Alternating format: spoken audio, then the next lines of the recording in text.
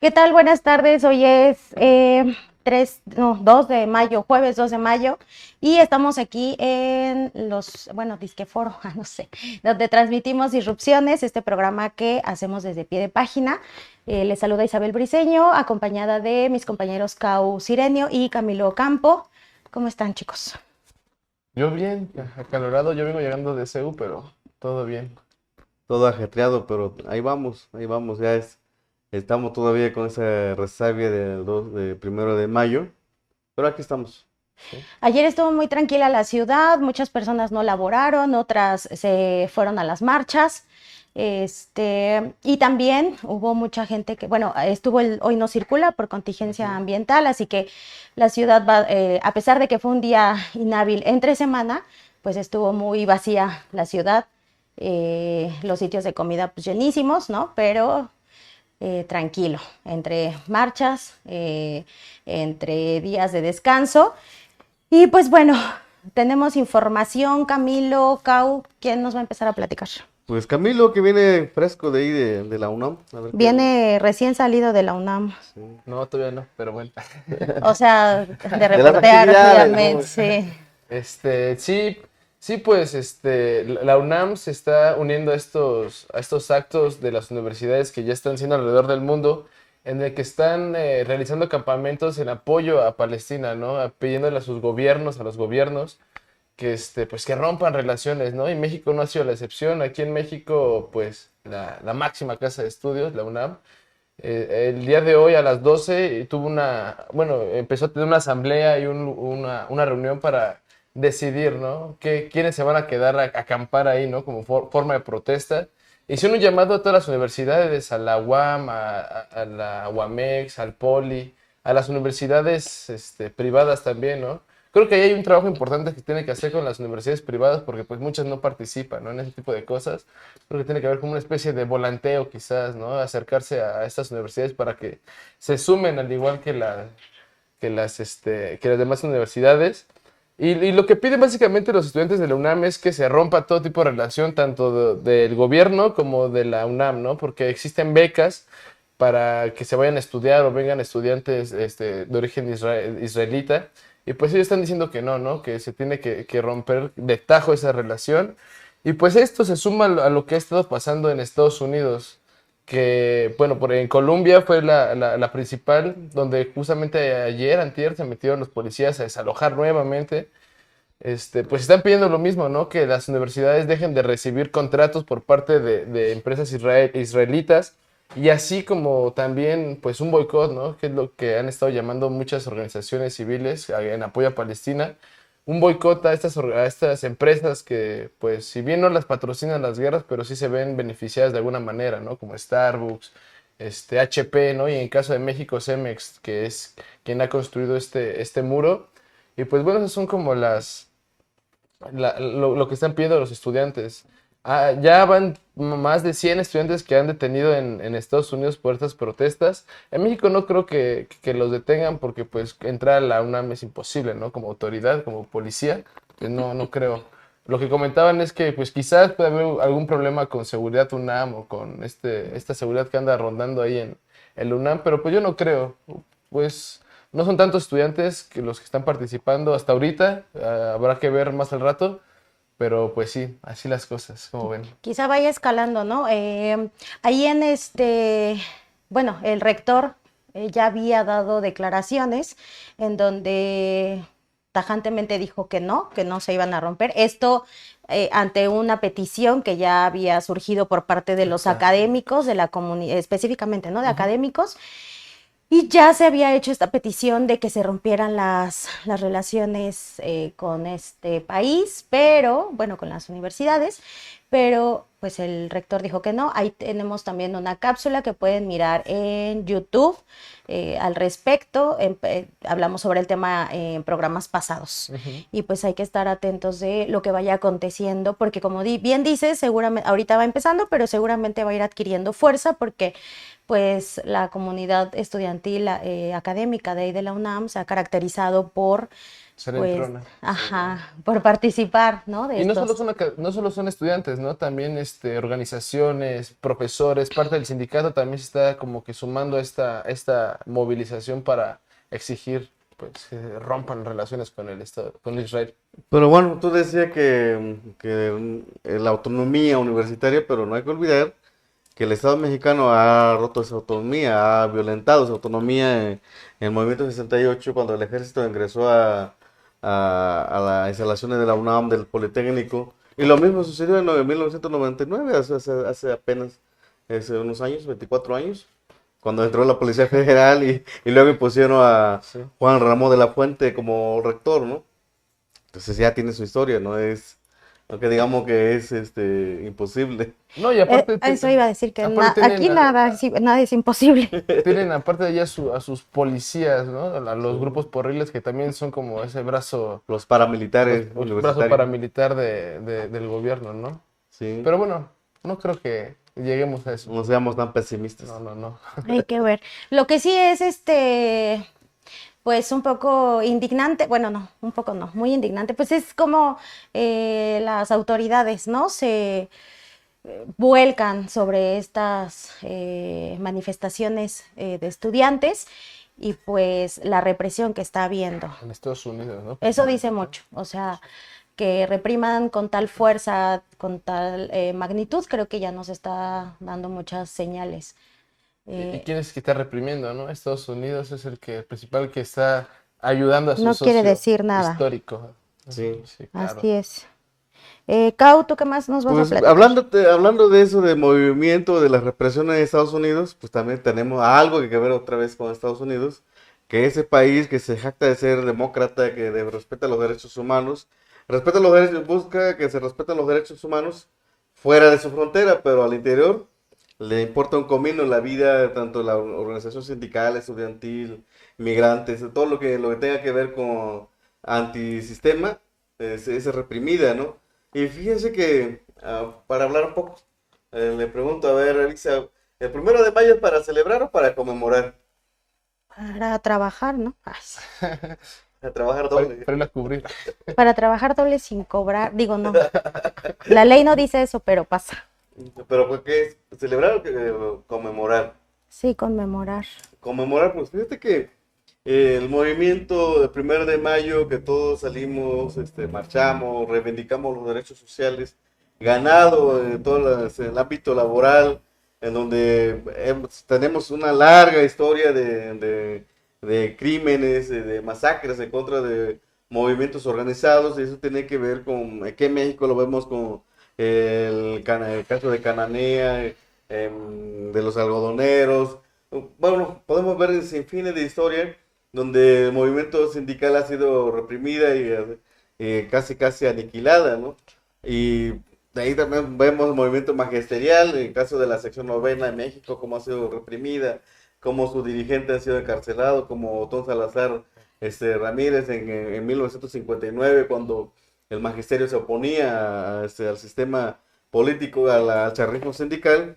Y ahí lo vimos también con los ferrocarrileros. O sea, vemos un sinfín de represiones en contra del movimiento sindical, pero este movimiento también surge a raíz de esta represión en Estados Unidos. El 1 de mayo de 1886 hubo un movimiento donde sindicalistas se organizaron para trabajar porque el presidente de Estados Unidos, Andrew Johnson, había promulgado de que todos los trabajadores, o sea, los burócratas, trabajaran solo 8 horas. Pero esto no era para los trabajadores del campo, para los obreros, pues, en las fábricas o en las construcciones, sino que eran de 10 a 11 horas y es el trabajo más pesado. Entonces, había ese gran movimiento para exigirse derecho sindical y salieron a las calles este 1 de mayo de 1886 con esta consigna: 8 horas para trabajar, 8 horas para dormir y otras 8 horas para otras actividades, ¿no? Espero este movimiento pues fue reprimida, así que al día siguiente, pues el día 2 se reorganizaron y volvieron a tomar las calles y el movimiento se fue escalando, mientras por otras partes, otras fábricas como McCormick que gracias a los esquiroles, porque tenía otros trabajadores que utilizó para que su planta no se fuera a la quiebra, pues seguía trabajando. Y el día 3 esta marcha, pues ya hay muertos. Entonces se organiza una mega marcha que se da en el centro de Chicago, que se llama la revuelta de Haymarket, ¿no? Donde hay una multitudinaria preconcentración de obreros. Habla de alrededor de 30,000 obreros que estaban en las calles. Y mientras estaba el discurso, estaban agregando a los compañeros, exigiendo que se respetaran los derechos laborales a 8 horas de trabajo. Pues alguien aventó un artefacto hacia el grupo donde estaban los policías y se desató una masacre. Se habla de un sinnúmero de muertos en esta plaza de Haymarket el 4 de mayo. Y varios de los que estaban ahí, pues todos los dirigentes, los líderes sindicales, que eso no pasa en México, aquí en México los líderes sindicales se escapan, pero allá no, todos los líderes sindicales fueron detenidos y llevados a juicio. Varios de ellos, la mayoría fueron condenados a pena de muerte. Fueron sentenciados a pena de muerte. Por ejemplo, está el caso de Samuel Friedland y Michael Schultz, que se fueron condenados a cadena perpetua. Mientras que Oscar Neve fue condenado a 15 años de trabajo forzado para Estados Unidos. Y George Engel, Adolf Fischer, August Space y Louis Link fueron condenados a pena de muerte. Y Albert Parson fue una de las personas que no estuvo en el movimiento, no estuvo en el acto, pero él, en solidaridad con los detenidos que empezaron a ser enjuiciados, él se presentó y también fue condenado a pena de muerte, fue ahorcado. Entonces, este movimiento fue una de las peores represiones de gobierno estadounidense en contra del movimiento obrero sindical que se desató.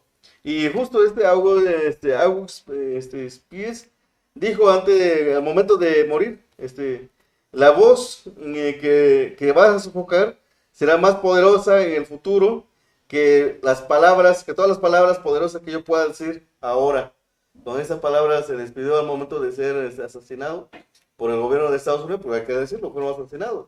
Porque por el simple hecho de organizar a sus compañeros para exigir mejores condiciones laborales, se desató esta masacre en la plaza de Haymarket de Chicago, y con esto pues fueron detenidos estos obreros, líderes sindicales, que terminaron sacrificados.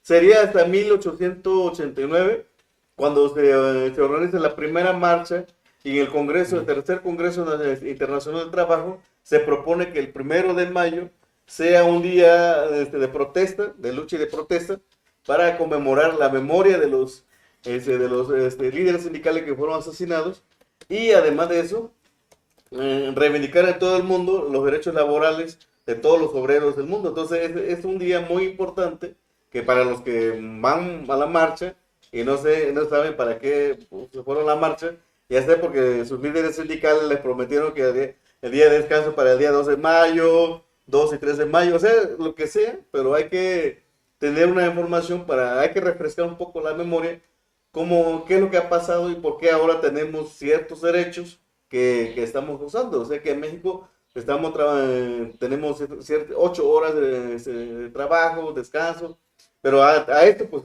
hay otro movimiento que plantea de que estos horarios pues también se reduzcan más, porque ahora pues ya no podemos trabajar de 48 horas porque ya no nos da tiempo de estar con la familia, para los que están creando, los que estamos creando, que tenemos hijos que cuidar, pues sí tenemos cierta complejidad cuando trabajo más horas, ¿no? En el campo laboral. Sí, No, di. sí, son luchas que tenemos que recordar, ¿no? Para saber por qué nos dan ese día, ¿no? Por qué estamos descansando a veces en 1 de mayo. Ujú. Bueno, pues vamos rápido con esta cápsula porque ya vamos con el tiempo medido, que habla sobre un acontecimiento también ayer bastante importante, inesperado, que es sobre las madres buscadoras y esta supuesta crematorio clandestino allá en las inmediaciones entre alcaldías de Tláhuac e Iztapalapa, Ya las autoridades dieron información al respecto. Hoy va a haber un posicionamiento por parte de las madres buscadoras aquí en la Ciudad de México, así que vamos a ver esta cápsula y regresamos de volada con nuestra entrevistada. El trabajo pericial científico que realizó la Fiscalía descartó que los 14 restos óseos encontrados en un periodo entre las alcaldías Iztapalapa y Tláhuac sean restos humanos, así como que ese lugar se use como crematorio clandestino.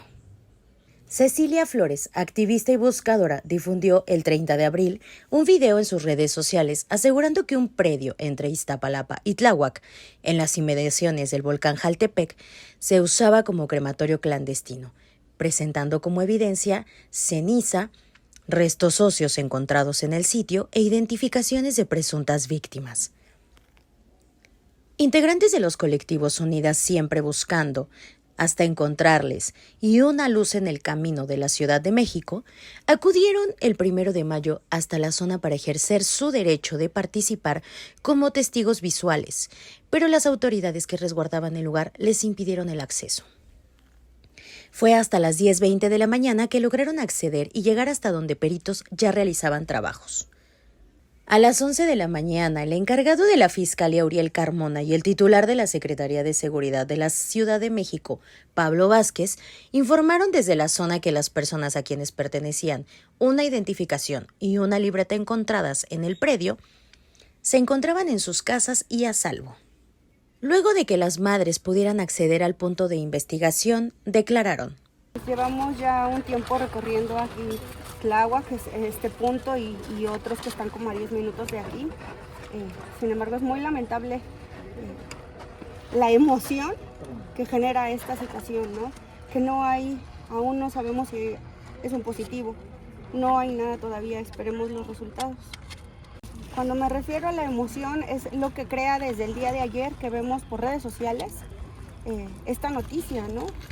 Cuando nosotros nos hemos dedicado a entrar en repetidas ocasiones, hemos hecho búsquedas de semanas completas aquí en Tláhuac, ¿no? Y no hemos encontrado nada de nuestros familiares, ¿no? En lo personal busco a mi hijo y no he encontrado nada. Y pues ahora, ayer por la tarde, ver esta noticia es muy fuerte, ¿no? Es querer correr al lugar y verlo, ¿no? Buscar si hay algo. Y pues no, hasta el momento pareciera que no es un positivo. Y jamás habíamos recibido al secretario o al fiscal en una búsqueda. Eso sí nos indigna. Y más indignante va a ser si esto se llega a descartar como un punto negativo. Porque sí hay que dejar claro que las familias buscadoras de la Ciudad de México y de todos los estados no somos un botín político y no se puede jugar con nuestro dolor.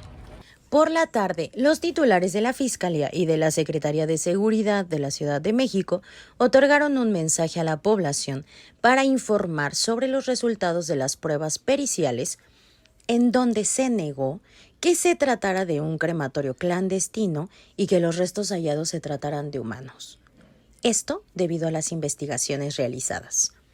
Es muy importante recordar que los medios de comunicación tenemos una responsabilidad a la hora de difundir la información y por ello es necesario esperar a tener datos precisos y oficiales de las autoridades para proporcionar información verídica a la población. Bueno, pues ya estamos de vuelta aquí en Disrupciones después de haber visto esta cápsula y ahora vamos con nuestra entrevista que esta semana vamos a hablar sobre estas 40, con esta iniciativa, ¿no? De reducir la jornada laboral. Y para eso tenemos en vía Zoom a Aide Zamorano, que ella es integrante del Frente Nacional por las 40 horas. Aide, buenas tardes, ya nos escuchas, ¿verdad? Muchas gracias y un gusto saludarles. Muchas gracias por atender aquí al programa de Disrupciones. Te saluda Isabel Briceño. Y pues para empezar, para arrancar, me gustaría preguntarte, bueno, pedirte si es que nos puedes hacer un corte de caja respecto a cómo va esta iniciativa ahí en el Congreso. También, pedirte si es que nos puedes explicar quiénes conforman este frente y cómo va esta iniciativa ahí en el Congreso, que parece que se podría empezar a discutir nuevamente en este mes de mayo. Claro que sí. Bueno, te comparto un poquito de la historia. El Frente Nacional por las 40 Horas, somos un grupo apartidista de trabajadoras y trabajadores que nos unimos justo a través de uno de los medios electrónicos, nos congregamos a través de WhatsApp y estamos haciendo algunas pues, actividades en otras redes sociales. Ayer hubo un grupo importante de nuestros colegas que se hicieron presentes en diferentes puntos del país para participar en las marchas del 1 de mayo, que ya ustedes nos ponían en contexto para qué, ¿no? Y por qué estamos conmemorando, pero la lucha sigue en pie. En México tenemos en la congeladora pues esta reforma. Hay una reforma pendiente en el artículo 123 constitucional. No se ha tocado desde hace 100 años. Y lo que estamos esperando es que Cámara de Diputados principalmente se digne a llevar al Pleno esta propuesta. Se quedó en la congeladora desde el 2022.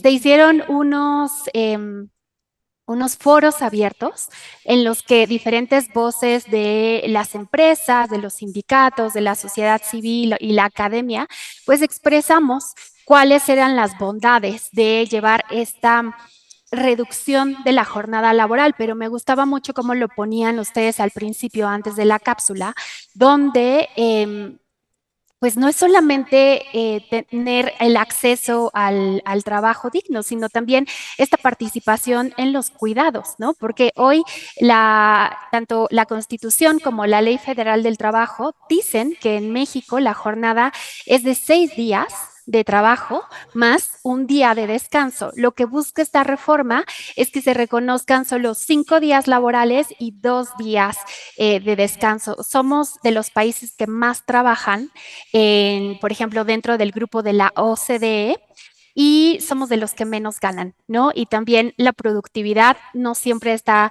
relacionada, no porque trabajemos más hay un incremento de productividad, sino que todo lo contrario, y es el gran pendiente con el que se va esta legislatura.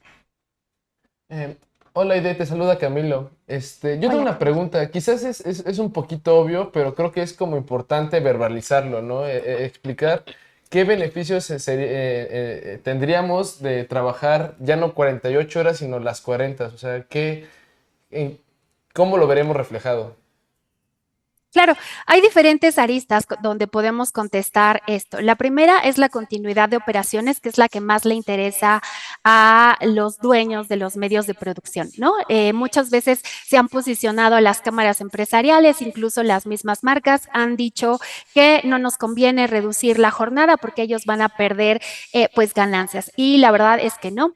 Desde diciembre del 2023, en México están reconocidas las enfermedades de salud mental, el estrés, está reconocida la ansiedad, la depresión y las alteraciones en el ciclo de sueño como enfermedades ocasionadas por el trabajo, ¿no? Entonces, cuando las empleadoras no están viendo el riesgo psicosocial de sus plantillas laborales, pues están poniendo en riesgo la continuidad de sus negocios, ¿no? Están poniendo en riesgo todo lo que han trabajado y pues si no cuidas a tu plantilla laboral, probablemente vas a tener algunos otros retos para la continuidad de operaciones. Esa sería la primera lectura que podemos dar de una plantilla laboral sana, pues da como resultado un negocio exitoso, un negocio rentable y que permanezca en el tiempo. Después, la segunda línea donde la podemos leer es esto de los cuidados, ¿no? Porque se cree que las mujeres somos las únicas en participar y las únicas responsables del cuidado de las infancias, de las personas adultas mayores y de las personas con discapacidad. Realmente lo que necesitamos es que hombres y mujeres o cualquiera que sea la expresión de género de las personas tengan oportunidad de participar en la corresponsabilidad de cuidados. Y bueno, el derecho al ocio, ¿no? Parece que en México vivimos solamente para trabajar, ¿no? Entonces, también es un tema de justicia social. Hay que hablar que sí, aunque en este periodo se dio el aumento hacia el salario digno, pues todavía no alcanza para una vida digna. Entonces, esas son las 3 principales aristas desde la que leemos estos beneficios del Yo por las 40 horas desde el Frente Nacional. Hola Aide, te saluda Cau Sirenio. Preguntarte algunas cosas para precisar, porque luego confundimos que todos los trabajadores, ya damos por hecho que todos los trabajadores ya entendieron el mensaje, como lo presentaba hace rato, como el caso del movimiento de sindicales en Chicago, donde había, el gobierno de Estados Unidos reconocía a los trabajadores burócratas, pero no a los obreros. En este caso, me gustaría preguntarte, si ustedes, ¿cómo está la correlación de fuerza entre el sector sindical, magisterial del campo, de las fábricas? ¿Cómo están ustedes trabajando con ellos para obtener esta fuerza y poder alcanzar el objetivo? Sí, claro que sí. El Frente de Yo por las 40 horas es apartidista y nos estamos congregando a través de las redes sociales. Por supuesto que habemos perfiles que trabajamos en los corporativos o hay perfiles que trabajan en la informalidad también, ¿no? Y también a mí me cuesta mucho, pues seguir hablando de derechos laborales cuando realmente lo que deberíamos de hablar en México es de derechos humanos, ¿no? Es todavía un poquito desafortunado y creo que es pues reflejo del país en desarrollo en el que vivimos, que tenemos que depender de la seguridad social para tener un piso base, ¿no? Un acceso a la salud pública, por ejemplo. Pero sí, tenemos también conversación en el grupo y en el frente. Hay colegas que trabajan en panaderías, hay colegas que trabajan por su cuenta propia, que son pintores, ¿no? Taxistas, estamos hablando también de boleros.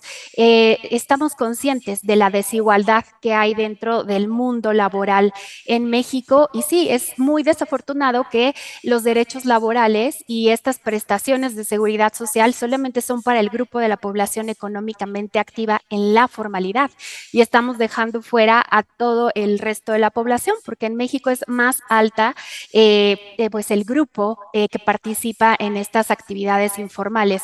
Claro que hacemos comunicación para todas estas personas. Tenemos un grupo de casi 1000 personas donde estamos ahí congregadas y organizadas alrededor del país y pues nuestra meta era que la discusión saliera del Pleno de Cámara de Diputados antes de terminar este periodo ordinario. No se logró, por mucho que estuvimos muy de cerca con la diputada Susana Prieto, quien fue quien promovió esta reforma. Por toda la presión que le hicimos a Nacho Mier, ¿no? Que estaba ahí al frente, pues no se logró. Entonces es el gran pendiente y ahora queremos que mucha gente se entere porque muchas personas también se sienten ajenos, ¿no? O ajenas a esta lucha. Bueno, a mí me gustaría preguntarte de qué manera se va a involucrar a los jóvenes, ¿no? Esta nueva clase trabajadora que está a punto de salir o que ya está empezando a tomar camino, ¿cómo se va a involucrar? ¿Cómo se va a lograr llegar a ellos, ¿no? Es como una pregunta importante. Gracias, Camilo. Sí, yo soy de las grandes, ¿eh? Del colectivo. Yo soy la mamá Godín, ¿no? Ahí con ellos. Pero hay muchos grupos de estudiantes, tenemos a representantes de las universidades más grandes del país, ¿no? Y a mí me da muchísimo gusto verlos que están ya involucrados en esta problemática y que saben que cuando salgan al mundo laboral, pues hay ciertos vicios todavía que tenemos que hacerle frente, ¿no?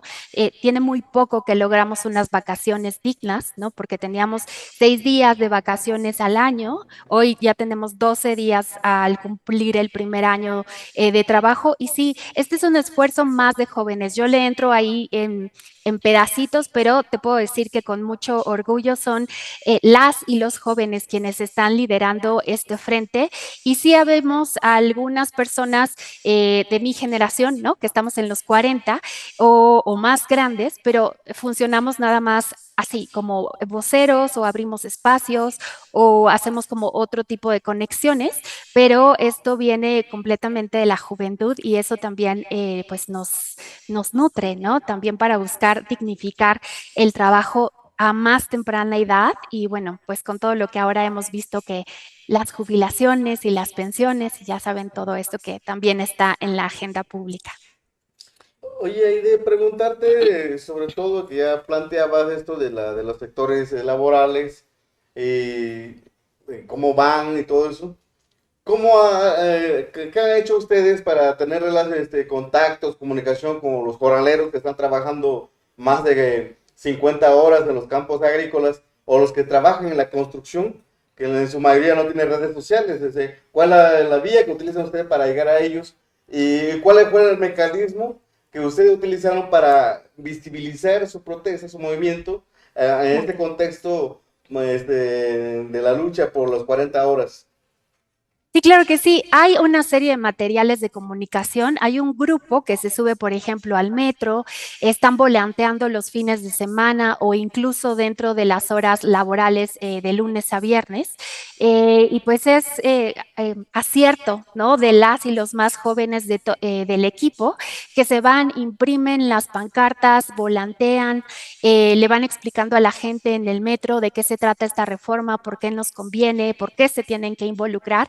Y también está el grupo, por ejemplo, queremos llegar mucho al grupo de la seguridad privada, ¿no? Porque siguen siendo los que más, o bueno, unos de los que más difíciles tienen las jornadas laborales, ¿no? Trabajan 24 por 24 y también le estamos tratando de llegar ahí. No solamente estamos en las redes sociales, sino que también ha habido este esfuerzo de ir a pegar estampas con los códigos QR para que se dirijan directamente al WhatsApp o con estas dinámicas que ya les explicaba, ¿no? Que se van al metro, que se van a volantear a las principales avenidas de las ciudades donde habitamos, ¿no? Porque no es solamente central, no es solamente en Ciudad de México, que muchas veces aquí se quedan las propuestas, sino que hay representantes alrededor del país. Entonces también hay ese esfuerzo de volanteo y de educación y de información para la gente que a lo mejor ni siquiera sabe que se está discutiendo a nivel legislativo.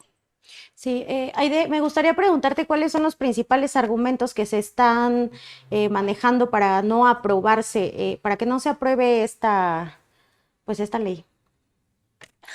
Me encantaría tenerte una respuesta, Bere, porque se supone que ya la teníamos en la bolsa a final del año pasado, pero hubo por ahí una comunicación muy desafortunada y poco esperada desde Palacio Nacional, en donde pues la indicación fue congelar la conversación, aunque ya habían habido parlamentos abiertos y ya habían habido muchos esfuerzos, ¿no? Para hacer visible pues porque sí necesitamos una mejora, ¿no? Y más días de descanso.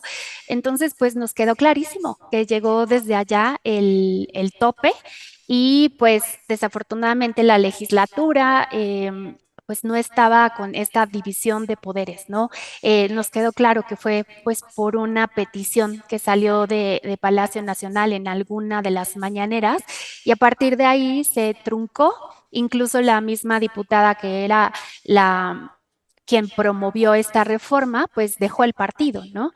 Y pues ahí estamos, a la espera, pues viendo que sigue, nosotras y nosotros vamos a seguir comunicando, tratando de educar a las personas, por eso agradecemos espacios como el suyo para poder llegar a otras audiencias, ¿no? Y pues eso, que sigamos pidiendo el yo por las 40 horas significa que tienes 2 días de descanso, ¿no? Que idealmente debería de ser el sábado y el domingo para que empate con pues los horarios escolares y las guarderías para que tengas esta oportunidad de pasar más tiempo con tu familia y también tener más salud mental, ¿no? Porque sabemos que hoy las generaciones más jóvenes también ya no quieren tener hijos y eso está bien, pero también tienen pues que cuidar a personas adultas mayores, a personas con discapacidad y también tienen derecho al autocuidado, ¿no? Entonces, esas son las líneas que estamos promoviendo.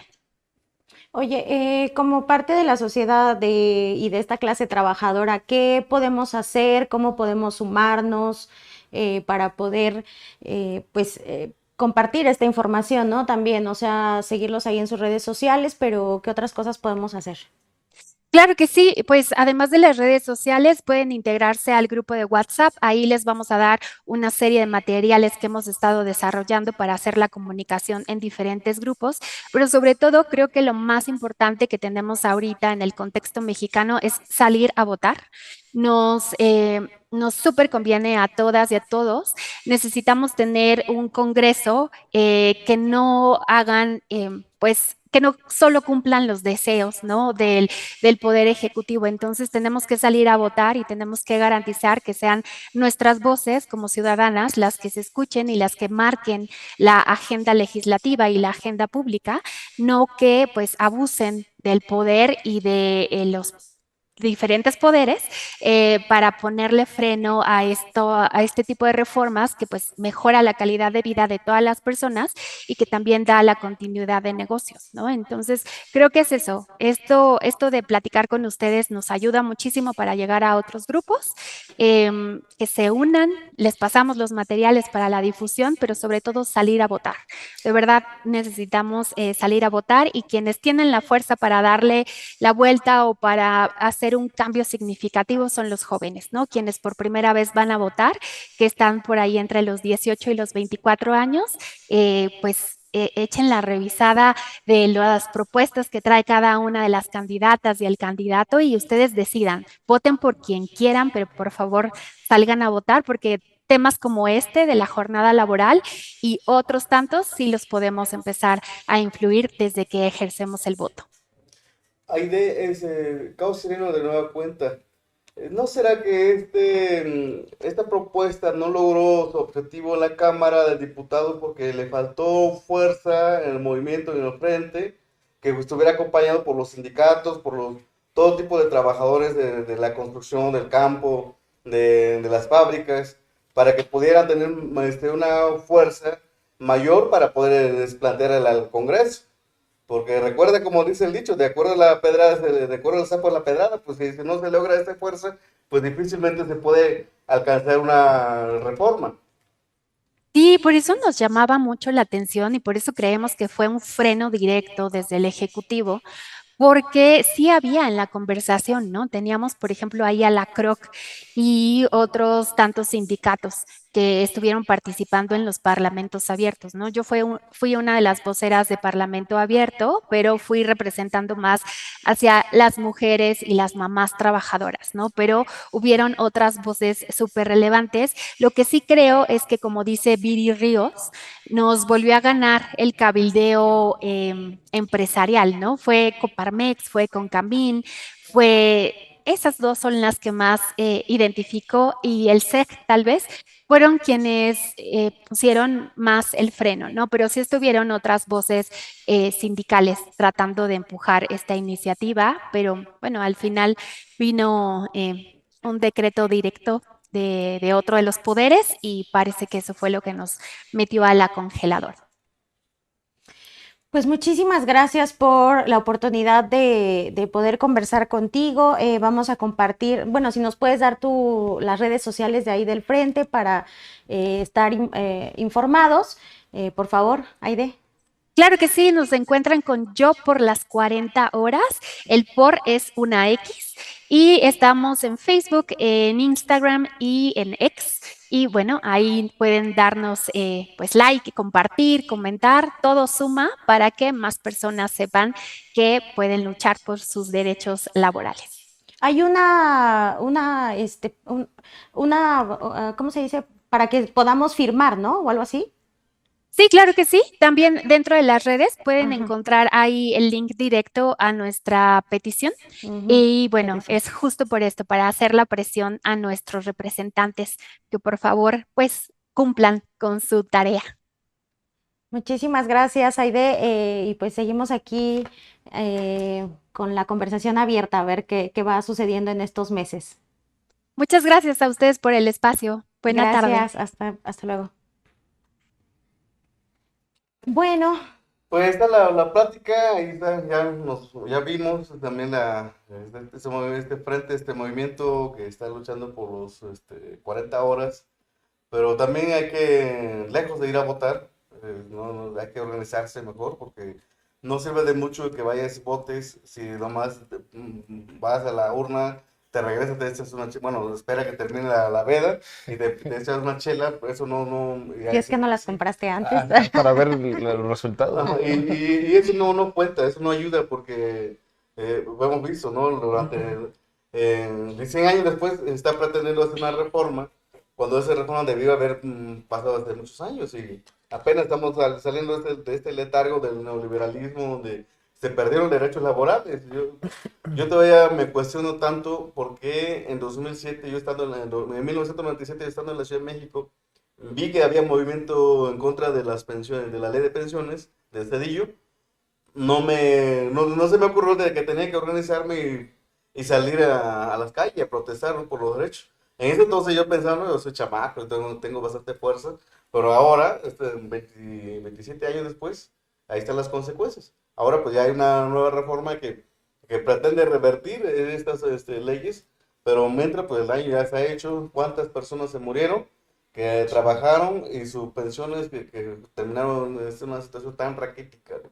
Entonces no es ir a votar, es si votas, organiza tu barrio, tu colonia. Bueno, no vayas a tu barrio, organiza tu familia, invita a tu hermano que por lo menos si va a haber una protesta, pues que te acompañe, que no te vayas solo o sola, ¿no? O sea que hay que decirlo porque pasa mucho que a mí me tocaba ver algunos movimientos sociales en Guerrero cuando de repente había una reunión a puerta cerrada y decían, ¿y tú con cuánto llegas? No, pues yo mañana llego con 100 personas y al día siguiente llegaba la persona solo con su alma, ¿no? Ni siquiera a la esposa o al hermano pudo convencer.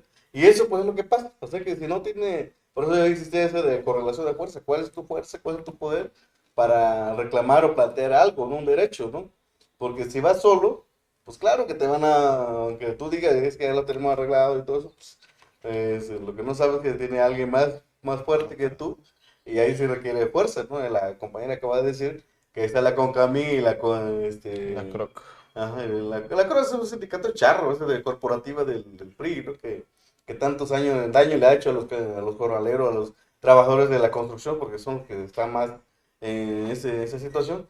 Pero siempre hay que ver eso, cuál es tu capacidad de fuerza para movilizarse, para poder alcanzar tu objetivo, porque si vas a utilizar las redes sociales para conseguirlo, pues difícilmente lo vas a lograr, porque hay trabajadores que de lo que está en la construcción, pues aún no saben cuál es, sí saben, sí entienden. Sí, ya hay, o sea, creo que hasta en el lugar más remoto, allá hay acceso al internet, hasta por fichita, por hora, como sea.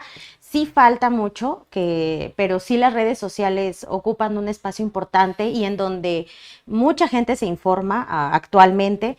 Pero más allá de que si se vota o no se vota, pues bueno, creo que, como bien dice cada uno, nada más es ir a votar por votar, sino pensar y razonar el voto, hacer un acto de conciencia, de memoria y ver quiénes son las personas que sí han apoyado, ¿no? En cuanto a estas cuestiones laborales o que sí han contribuido a que los trabajadores, todo el sector trabajador tenga beneficios, ¿no? En cuanto a sus condiciones laborales y qué candidatos o candidatas no lo han hecho de forma personal o de forma por partido. Entonces hay que más bien revisar qué sí han hecho, qué no han hecho y con base en eso, entonces sí ya pues emitir nuestro voto. Además de que lo que dice Cau, esto de la desorganización, platicaba con un psicólogo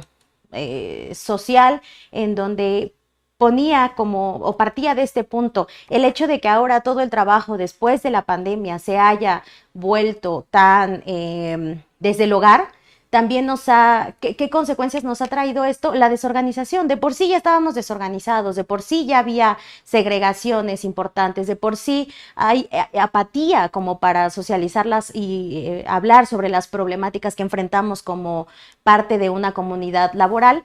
Pero después de la pandemia y que todos se van a sus casas a trabajar y que ahora ya no quieren o no queremos regresar al centro así como a congregarnos en una oficina porque creemos o nos han hecho creer que es más cómodo, entonces pues ¿a qué da pie esto? A que estemos desorganizados, desarticulados y no peleemos, no exijamos, no nos pongamos a debatir, a platicar de estas situaciones y digamos, oigan, sí, tenemos que salir, exigir, hacer presencia esos días que se va a hablar en la Cámara, ¿no? Porque son a los representantes quienes van a determinar si se aprueban esta reducción de jornadas que como ya nos explicaba Aide, no solo es reducir el número de horas, sino los beneficios que vamos a tener como trabajadores y pues que sí, que estemos enterados, ¿no? ¿Querías decir algo, Camilo? No, pues qué puedo agregar a lo que dijeron ustedes. Yo compagino con la idea de CAU. Creo que lo importante es organizarse y salir a las calles a explicar qué es lo que se está haciendo por las 40 horas. Inclusive, ¿no? Unificar la lucha de los estudiantes con lo de los sindicatos, ¿no? Los becarios que están también ahí sufriendo explotación laboral, ¿no? Creo que también es importante tomarlos en cuenta, los repartidores de aplicaciones, ¿no? Que al final de cuentas pues son una fuerza de trabajo importante también en el país, ¿no? El comercio informal. Pues sí, pero ahí lamentablemente, o sea, pues eso está feo, porque si se aprueba esto, a ellos no les va a beneficiar, porque están en el sector informal. Entonces eso está, o sea, también hay que empezar a empujar otras cosas y bueno, o sea, dar vista a esto, ¿no? Porque eso, toda la gente que está en el sector informal, pues no va a estar beneficiada por estas 40 horas, o sea, sí, de aprobarse. Y quien quede, pues pues se siga haciendo presión, ¿no? Para las 40 horas. Así es. O sea, esto tiene mucho que ver con la forma de que cómo te organizas, cómo te coordinas con otros sectores. Porque si hay otros sectores, así como yo insisto mucho cuando hablamos de sectorizar el campo laboral, porque los que están en el trabajo en el hogar, pues están en otro contexto, los que están en la construcción en otro contexto. Y así vamos, vamos encontrando capas que por más que estén en el sector formal, pero es la capa que no tiene información, que presumamos que haya redes sociales en cualquier lugar del mundo. Por ejemplo, cuando estuve haciendo reportaje en los campos agrícolas, lo que vi por qué los jornaleros no se organizan, pues porque pues, ven la información, pero están más atentos a otro, porque lo que menos quieren saber es el tema organizativo. Imagínate, después de chutarte 12 horas de trabajo en el campo y luego llegar a cocinar y comer, y todavía vas a decir, tenemos que organizarnos, y además si en tu campo de trabajo ahí sabe que te van a reprimir, que te van a despedir, pues ni gana te da de organizarte, ¿no? Entonces, pues hay que decir las cosas como son. Bueno, chicos, hay un asunto que espero, Ya. me tengo que salir. No, ya vamos a cerrar. Bueno. Pues muchas gracias por habernos acompañado en esta emisión de Disrupciones. Los esperamos la siguiente semana y mañana no se pierdan los pasos de la semana. Síganos en nuestras redes sociales. Si no vieron los programas de los días previos, La Mesa Roja y La Escuela del Amor, Maíz y Mate, pues vayan y mírenlos. Muchísimas gracias y hasta la siguiente semana.